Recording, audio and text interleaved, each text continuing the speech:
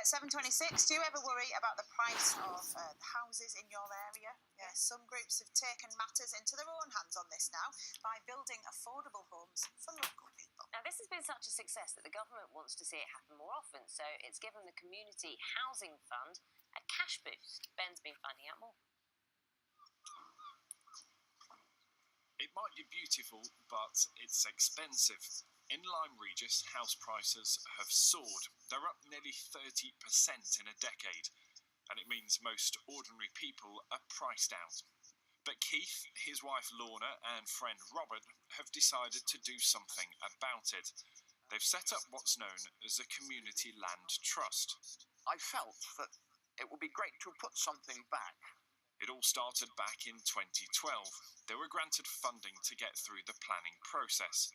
Now they manage 15 properties that will always be rented out to local people at a big discount. I recognised over the years that the massive need for houses that local people could afford was increasing. 20 to 40-year-olds are having to move out. First-time buyers, the people who play for the local football team, crew, the lifeboat, these are important. All my family live in Lyme. I work in Lyme, but there was no way that I could afford to move out of my parents' house. A two-bedroom property really is like maybe £750, £800, and just not enough working hours. I don't think to pay for that. So without this opportunity here, we would never have been able to get back. It's nice to have the different age groups here. Yeah. And the kids running around in the evenings.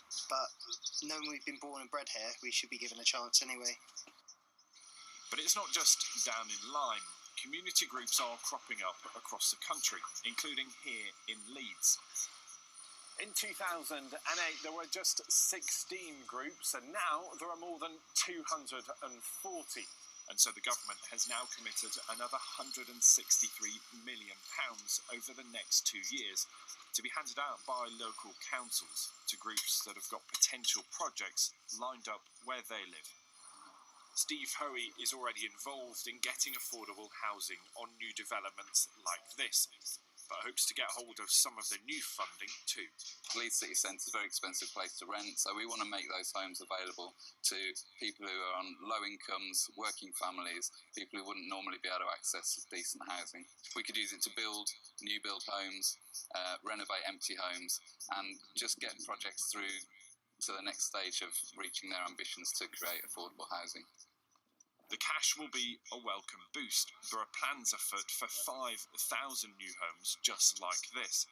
But with only about a fifth of new builds considered affordable, these local projects will help, but many, many more will be needed to make a real difference.